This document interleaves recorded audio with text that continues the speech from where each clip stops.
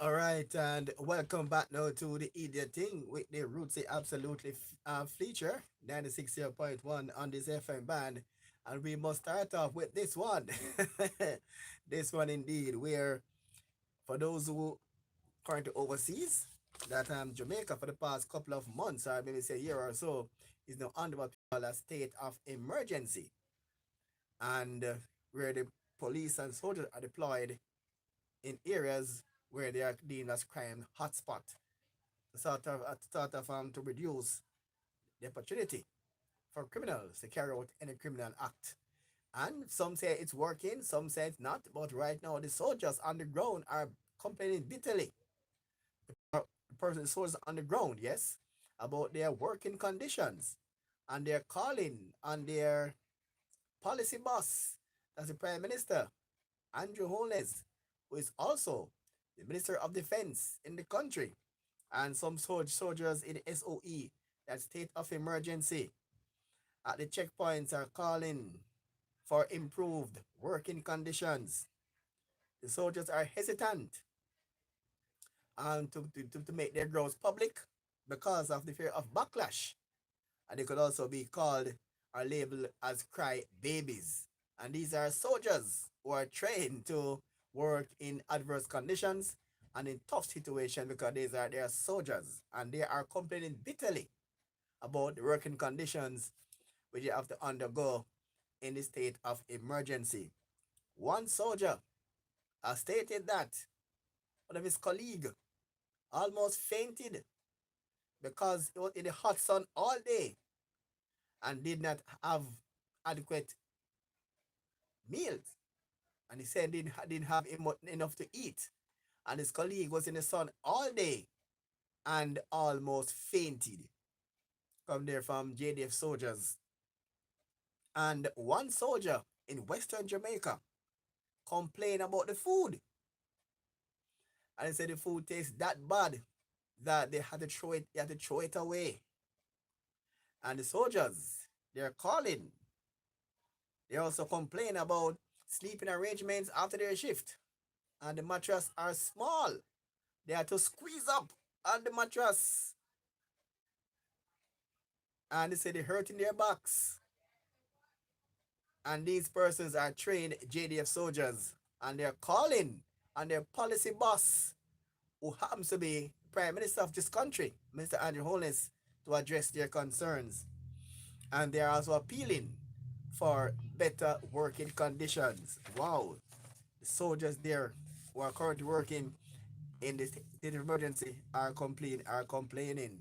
So, Prime Minister, I think you heard a call from the soldiers that for better working conditions in the state of emergency. All right.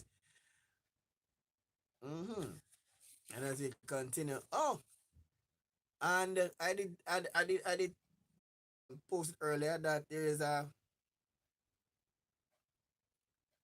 virus um that now it now outbreak in China. I think it's called the coronavirus that is now affecting persons in China. On the fact that Jamaica and China is now having some good relationship and they're going back and forth, the Chinese who are here already will not be at risk. But those who are traveling back and forth, and it affect so far so up to last night, it affected over 200 persons in Beijing, and it killed about 3 persons so far. And it's called a new virus called the coronavirus outbreak in China, and it's now in Taiwan. It's now in not the entire China, mind you, only part of the city. I think it's a part of Beijing, where there's some 200 persons that are affected and 3 dead so far. So beware of this one. It's called the coronavirus. And it outbreak in China, and it might be and it affecting Taiwan. So persons who travel back and forth to China, be careful. That is now out there in China for this one because 4 persons have been confirmed dead, while another is battling for life in hospital following a two-vehicle collision in North Coast Highway in the vicinity of Hague in Trelawney. The accident which involved a motor car bus. Reportedly occurred about 10 p.m. No, sorry, 10 a.m. Saturday morning. And according to eyewitness, the car was traveling in the direction of Montego Bay, where the driver reportedly overtook of traffic, a line of vehicle, but lost control of the car and slammed into the bus that was traveling in the opposite direction.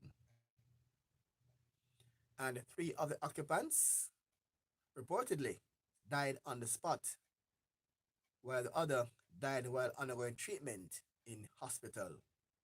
And at least two of the occupants of the bus sustained injuries. And again, talk about be careful on the roads.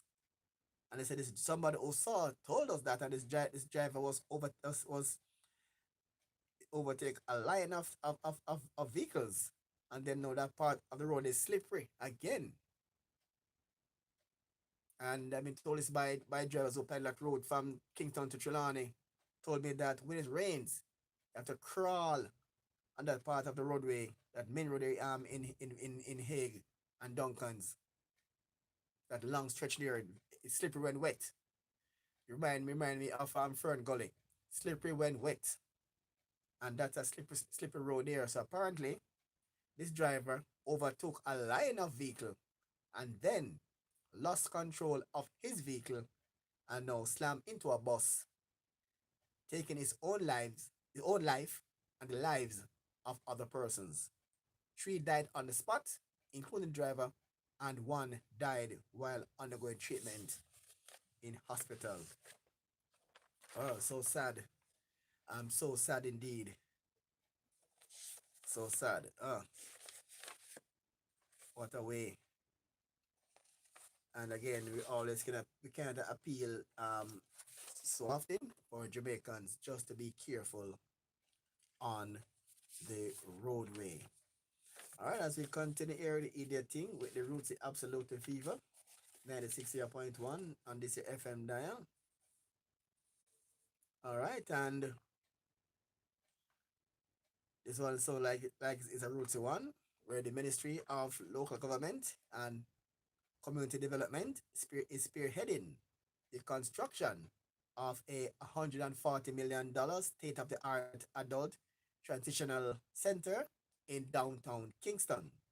The project, which is expected to provide and projected for completion by the end of 2020 2021. Yes, the line say eat that thing, not idiot. All right. Best up there. All right. Your character that yeah, man. All right. All right. And yeah, man. And that is really something that definitely idiot thing by me, trust me. Best up there, delight. All right. So as soon as we get off, we just make the necessary adjustment. All right. Bless in there, the delight. All right. Bless up, bless up, bless up, bless up. All right. 96.1 on the FM dial. Yeah, man. So, and that there is also another one there where we saw where, and it is also intended to facilitate the reintegration into society through treatment and other intervention. That's a good move there. And the facility is being built at 163 to 167 King Street, managed and operated by Kingston and St. Andrew Municipal Corporation. That's the KSAMC. So that's a good move there for this one, and we're hoping that this will work. And so this one is really a good move there by the KSAMC to build this facility for the Jamaican homeless and also persons who are there on the street. Hoping that this will be a good one and working good so far. All right, and that's really roads absolutely. All right, and the another one again, the police are seeking the public's help in locating 13-year-old Shanika, that's no, Shamaria Johnson of Elbow Central Village, said Catherine was been missing since Friday, January 17. She's of dark complexion, stout built, and about 5 feet 4 inches tall. Shamaria was last seen at home wearing a green merino, gray tights, and a pair of gray slippers. Our effort to locate her, our effort to locate her so far has proven to be an exercise in futility. Anyone knowing the whereabouts of Shamila Johnson, that Shamaria Johnson, is being asked to contact the Central Village Police Station at 876-984-2644. That's 876-984-2644, or the 119 emergency number, or the nearest police station. All right, so again, she's been missing since January 17. I'm hoping that she'll be found safe and sound and can be reunited with her parents. All right, and as we continue here, and Rootsy absolutely with the idiot thing feature. All right, and wow, remember this one here? Remember this incident here? Oh, let's find the part two to the one with the so we gave you earlier about the government spearheading the $140 million center. They say according to local government development officer KMC David Wright, the center will be addressed. The center will address the needs for adequate accommodation for homeless individuals. Wright also stated that against the background that the KSMAMC is supporting the Fast Track Cities initiative, which target the relocation of homeless persons or individuals with illness who have been abandoned by their families. Idiot thing to abandon a family like that. All right. As we continue here, Rootsy absolutely. All right, we talked about this one earlier about the person battling there for life. All right. Where we know? Yeah, the police in Central Village, Shamara Johnson, hoping that she'll be found and in good stead and back in where she belongs at home with her loved ones. All right, as we continue here, and Rootsy absolutely 96.1 on this FM dial, and we must also say Rootsy absolutely. Congratulations to Shellyan Fraser Price and Tajay Gale, and for winning the Sportsman and Woman of the Year for 2019. And without a doubt, they were the top sports person in Jamaica that year. And Shelley Fraser Price, as we all know, roots absolutely, she gave birth to her son Zion and came back and shocked the world when she won the 100 meters at the World Championships. And Tajay Gale was a bigger shock when he outjumped the entire world to win the long jump with the longest leap ever in 10 years. And this guy wasn't even a named athlete at Boys and Girls Champs. He attended Papine High School. He tried the hurdles with little success. And he went to MVP. And coach at MVP, Steve Francis, said he saw something in him and he can do great things. And he worked with him and tried the long jump, and now he's on top of the world. And again, now recognized for his achievement in Doha when he won that award, the iconic award there for Jamaica. And also say congratulations going out there too other Jamaicans who were awarded, recognized. We told earlier inside Make We Talk Sports, and the People's Choice Award went there to Fraser Price also won the People's Choice Award. The iconic award actually went to was in this fast bowler legend, Courtney Andrew Walsh. Yeah, man, Courtney Walsh. And they won the iconic award. Going to Courtney Walsh for winning the iconic award. I know Courtney Walsh, outstanding, the first bowler to take 500 wickets. And that stood for quite a while. Courtney Walsh. And the chairman's award went to two female referees and assistant referees. That's Princess Brown and Stephanie Dale Yi Singh. And they both officiated as referee assistants. The 2019 FIFA World Cup, Women's World Cup, was held in France. And same team, Jamaica qualified for that one as well. And the VMBS award, this one is really rootsy. The VMBS Youth Award went to Carter Alex Powell, and he become the first Jamaican to sign to a Formula One team at age 11. This one is rootsy. Yeah, man, for the young man there. Carter Alex Powell at age 11 signed to a Formula One team. And that one must go down as something rootsy. All right, and earlier you heard there from Douglas Arain, and he also spoke as at the conference. All right, and another rootsy one too in the field of sports, where the West Indies under 19 team, and they got the ICC World Cup campaign off to a winning start after they beat Australia by three wickets in Kimberley, South Africa on Saturday. And guess what? This was the first time the West Indies team, under 19 team, is beating Australia in an ICC World Cup. And this one must be a rootsy one. The first time in history that the West Indies team under 19 is beating Australia in an ICC World Cup. And that must be something there for one for the books. I would say congratulations to the young West Indies team. Hopefully they can make the transition to the senior team, and we can once again start to beat the world.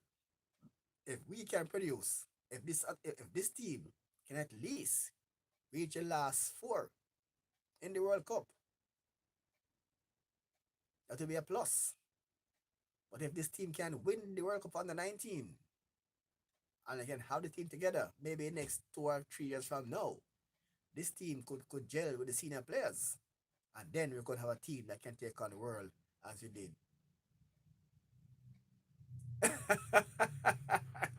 It's not really, it's not round to our sports talk at all. Look, that no Winston Jail, not round to our sports talk. Look at the is that thing called idiot thing. But when something is good in sports and news, we highlight it. So this one is rootsy, absolutely rootsy, because the first time we are beating Australia in a World Cup under 19. So this one must go down as something rootsy, absolutely. And the crash we mentioned earlier, that's an idiot thing. All right, Winston Jail is not round two of sports talk. No, I make we talk sport. All right, 96 there and the FM man. All right, and that's it. All right, and wow, really, really, I have to mention that one because really really something rootsy. All right, and another idiot thing now. Remember that case where this young man um who life of his ex-girlfriend. So he's been charged. So investigators actually have charged 26-year-old Jermaine Miller, the ex-girlfriend of 27-year-old Nevia Sinclair, who was killed in her house in Brinkley, St. Elizabeth nearly a week ago. Miller is from Hopetoun in Manchester, was charged with murder and burglary and scheduled to appear in court one day this week. It alleged that sometime after 11 o'clock on Saturday night, Miller entered Miss Sinclair's house through a window and stabbed her to death in her sleep. Wow, what a way to go. What a way. So this is that thing now, to kill woman in her sleep after in the relationship. What about West Indies team within a major championship? Yes, it's about time. It's about time. We draw with Ireland when last week in T20, but West Indies this under 19 team. Well, look at this. They're playing their second match now against England, but they won. They beat Australia in the first match, and that's a good sign. And they're hoping that they can continue on that same vein. All right. Again, this is not a Micro Talk Sports idiot thing. All right, and wow, the big idiot thing now for the day.